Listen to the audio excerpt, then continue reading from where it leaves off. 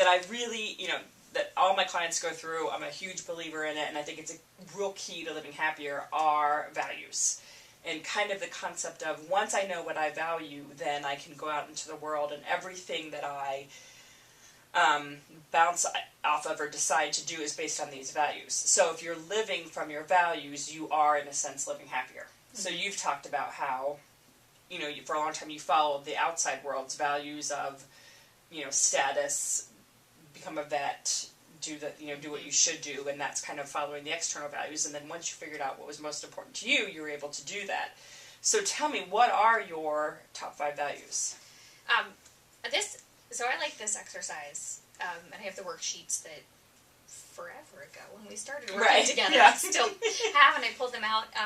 The thing with values that I really like the way, at least the way you approach it, you always have a value set, or your core values, but your top values can change depending on your situation. Mm-hmm. So that's why I like to revisit it, and you're like, last time I was really hung up on this, and now not so much of it. It's still important, but not in the top 5. Here's my top 5 now. Yeah. So I went back and I looked at it again today, and there are 3 that are consistently in my top 5, which are humor. Mm-hmm. Shocking. Yeah, exactly. Creativity. Mm-hmm. Also. Right. Shocking. Recognition. And that was one that, the first time I picked it, I was like, no, I'm not.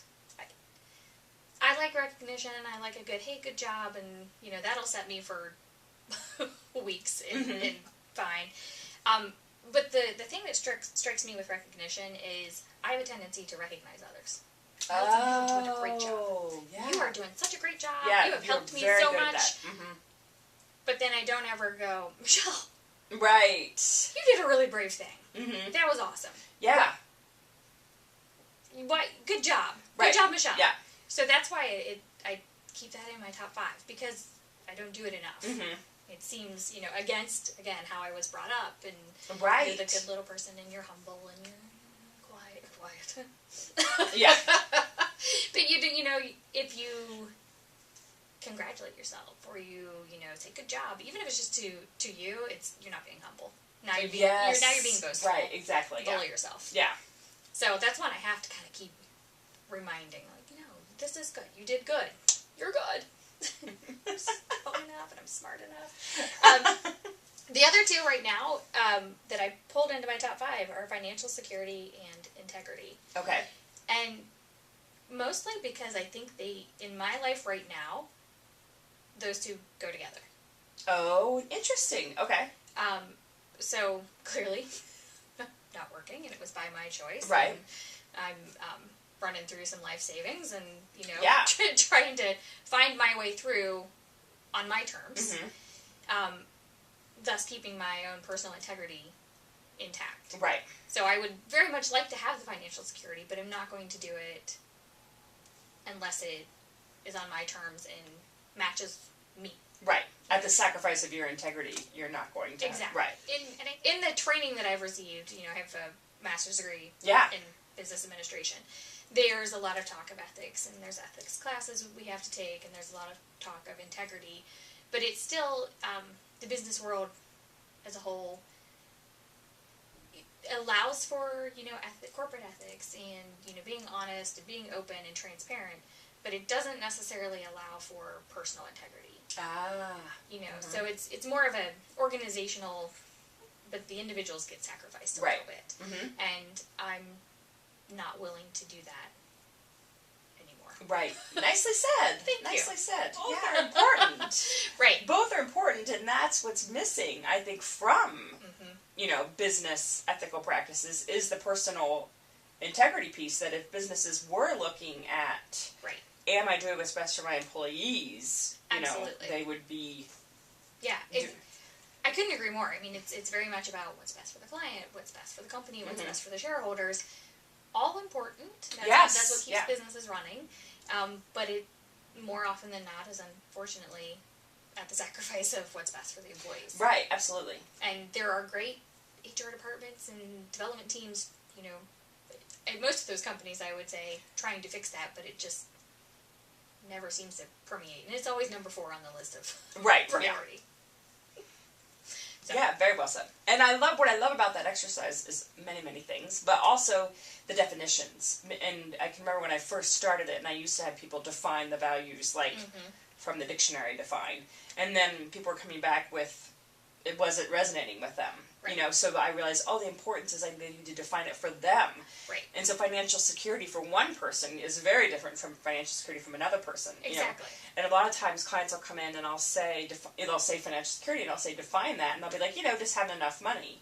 Well, what does that mean for you? Is that, one client will say that's enough money to buy a Lamborghini at the end of the year, and one client will say, well, it's enough to have $50 left over at the end of the month. Right.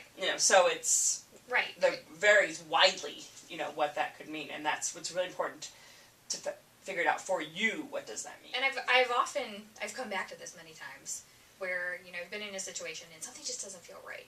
So I draw this picture, and I remember the first time I did it. It was like the most brilliant thing ever, and it really isn't. But it just was kind of oh yes, that's it. It's a stick figure me, but the center is like a zigzag line. Oh. So it's like, here's me, the whole me, straight line. Right. This is how I feel right now. Why? So that's my, it's kind of like a literal gut check. Right, yeah. I'm off. I'm not, something doesn't fit right. Something doesn't feel right. Mm-hmm. Clearly I'm not listening to the right inner voice. Right, yeah. I'm not focusing on that. And actually just last week, I noticed sometimes my not trusting myself when I've done something or I'm going down a path that doesn't jive. Right, yeah. It'll feel like guilt. Oh, yeah. Which almost, how I would feel if I had wronged you. Mm-hmm. Now I feel that way from wronging myself. Right, exactly, which is awesome. It is. Yeah, that's really cool. In a kind of terrible way.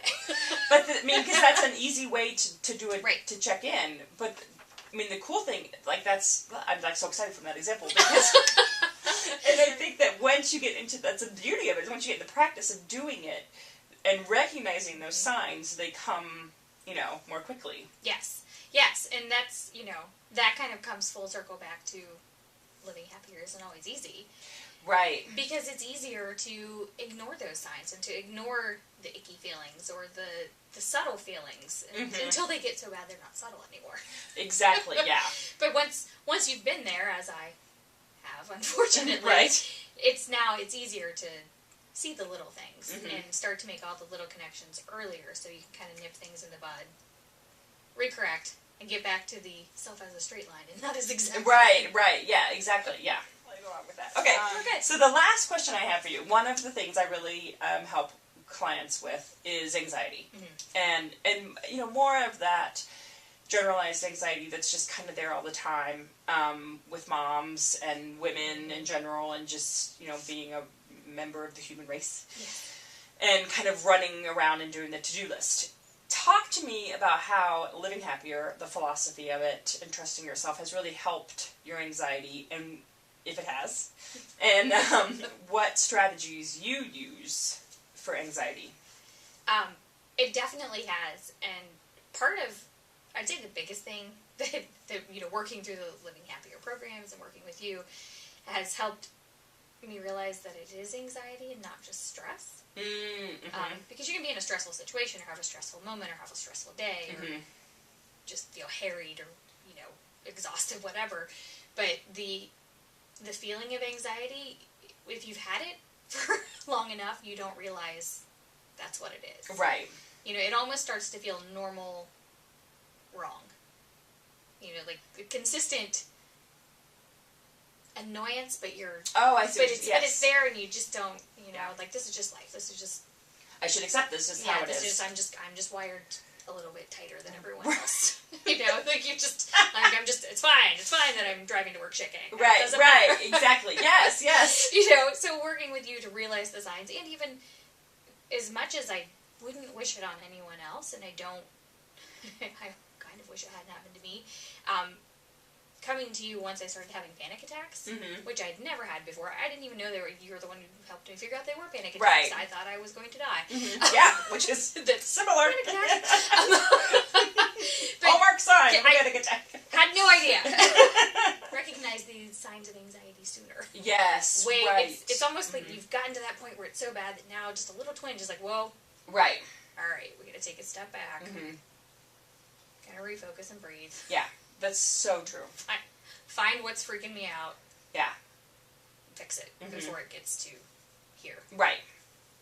So I think, that's been very helpful. So when it comes to kind of managing the anxiety, I try to prevent it now as best as best possible. I mean, there's always things that happen, but now it's more of recognizing the triggers. So when I start to feel off, kind of stop, go back through why is this affecting me? Why is this hitting me the way it is?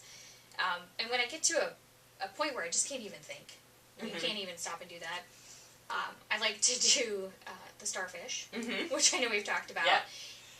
I don't meditate. I can't. I've tried. There's too many things happening up here. It just will not. Slow down. I can't even get a massage. Someone gave me one for a gift one time, and the whole time I sat there shaking my foot, like, "Are we done? Are we done? Are we done?" Stop touching me! I know, like, oh, this is not fun for me. But starfishing, you just lay on the ground like a starfish and stare at the ceiling, and there still can be TV, there can be kids running around, there can be everything, but it's just a matter of forcing yourself to stop and ground. Look at the ceiling. There's cool patterns in the ceiling. Listen to the television. Right. And hear what's actually on instead of the white noise of it. Noise. Yeah. Yeah. And, that's not classical meditation, but it's enough to kind of, all right, bring you back to one person, one state. And one other thing I like to do to combat anxiety is, it's kind of twofold, actually. I like to box, so I have a heavy bag and gloves, so I like to... Yeah, it's a great way to release. It's physical, so you're releasing, but if, I have a guy who calls out codes to, the numbers, so you actually have to listen and be very focused, on what you're throwing and what you're... Right. That's awesome. And focus on the movements and the whole... Right. So it's a Zen boxing. Maybe. Not quite, but maybe.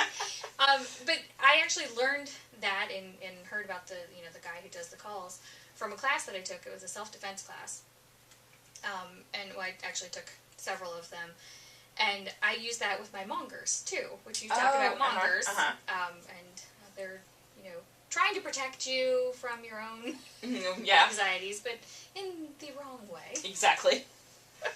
And so I use one of the self-defense moves that I learned through the boxing thing for my mongers. So if I start to get a monger that's just, like when I was going to quit my last job, I had a monger that just, oh, you're never going to make it, you're not going to have enough money, this isn't going to work, that's all that kept replaying in my head. And finally, I used the self-defense of like, no, back away. Oh, interesting.